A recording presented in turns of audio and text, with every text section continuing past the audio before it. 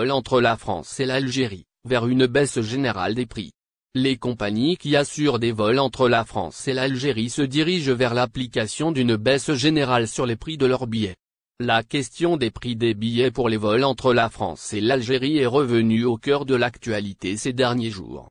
En effet, les Algériens de France ont unanimement dénoncé les tarifs appliqués par les compagnies aériennes malgré une forte augmentation de la demande depuis le 28 août dernier. Pour le député Abdelouahab Yagoubi, représentant de la communauté algérienne dans la zone France Nord, les compagnies aériennes françaises pratiquent une exploitation pernicieuse et une extorsion manifeste de la communauté nationale à l'étranger. Les prix pratiqués par les compagnies françaises dites low cost dépassent les prix des prestigieuses compagnies aériennes internationales, a-t-il regretté. De son côté, le député Tofaï Kokdim, également représentant la communauté nationale dans la zone 2 en France, a appelé le chef de l'État Abdelmadjid Tebboune à intervenir afin de contrôler les prix pratiqués par les compagnies françaises sur les vols vers l'Algérie. On vous demande d'ouvrir une enquête à ce sujet, vu le fait que les Algériens paient des prix exorbitants pour rentrer chez eux, a-t-il écrit dans une correspondance adressée il y a quelques jours au président algérien. Prix des billets entre la France et l'Algérie. Vers une baisse générale. Toutefois, différentes compagnies commencent à appliquer des baisses sur les prix de leurs billets pour les vols entre la France et l'Algérie. C'est notamment le cas d'ASL Airlines, qui a lancé l'offensive hier lundi avec des promotions sur les prix de ses billets. La compagnie low cost française a ainsi mis en vente ses vols à partir de 23 500 dinars, soit l'équivalent de 111 €. Il s'agit là des prix les plus bas depuis la réouverture partielle des frontières en juin dernier. De son côté, la compagnie française Transavia, qui appartient au groupe Air France KLM, a également annoncé des baisses sur ses prix. Celle-ci affiche en effet les billets dans le sens Alger-Montpellier à 129 € par personne pour un aller simple. Alors que les prix pour les vols Paris et Alger-Paris sont à 189 € par personne selon la même formule. Face à cette offensive des deux compagnies mentionnées, Air Algérie et Air France devraient également baisser leurs tarifs. Ceci leur permettra de faire face à la concurrence d'ASL Airlines et de Transavia qui, notons-le, proposent désormais des prix qui étaient inimaginables il y a encore quelques jours. Cette période de l'année est notamment marquée par une forte demande de la part des étudiants, qui explique la démarche entreprise par les deux compagnies low cost. Pour rappel, ASL Airlines a d'ailleurs lancé une promotion de moins 15% sur les prix de ses billets à l'adresse des étudiants, celle-ci étant en vigueur jusqu'au 30 septembre prochain. Reprise des traversées maritimes en Algérie, voici la date probable. La reprise des traversées maritimes en Algérie pourrait intervenir d'ici le mois de décembre prochain. C'est en tout cas ce qu'affirme le média arabophone spécialisé Jalia DZ, citant des sources au sein du ministère des Transports. L'Algérie a partiellement ouvert ses frontières aériennes depuis le 1er juin dernier, avec un programme de vol qui s'est renforcé depuis le 28 août de cette année. La France, où réside la plus importante communauté d'Algériens expatriés, bénéficie ainsi d'un total de 48 vols hebdomadaires, contre moins d'une dizaine auparavant. Sur ce nombre, 24 liaisons sont assurées par Air Algérie, tandis qu'ASL Airlines, Air France et Transavia se partagent 24 autres vols chaque semaine. Les frontières maritimes algériennes demeurent, quant à elles, toujours fermées à l'heure actuelle. Le gouvernement d'Ayman Ben Abderrahmane n'a en effet annoncé aucune date pour leur réouverture, malgré de nombreux appels dans ce sens. La compagnie maritime nationale, Algérie Ferry, demeure ainsi dans le flou en attendant une décision de la part des autorités officielles.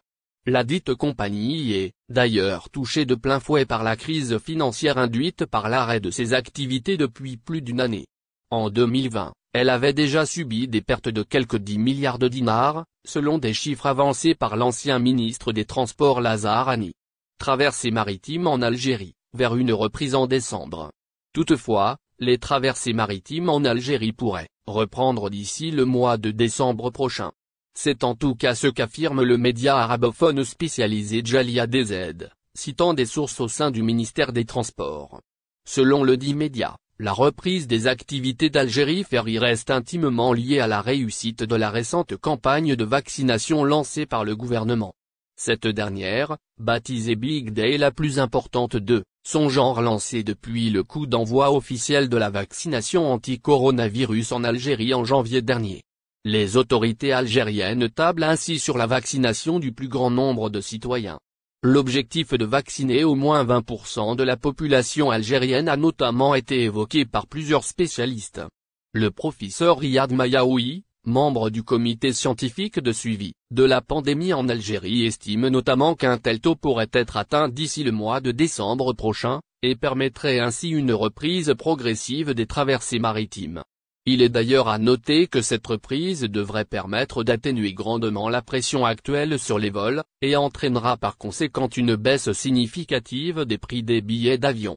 Un avion transporte entre 250 et 300 passagers alors qu'un navire peut transporter 1300 passagers. Donc, on peut programmer des dessertes maritimes au départ de Barcelone ou de Marseille, avec des tests qui seront réalisés durant la traversée. Une seule desserte maritime équivaut à 5 vols, avait notamment souligné le député Mohamed Hani il y a quelques des billets vers l'Algérie à moins de 200 € chez Corsica Lina.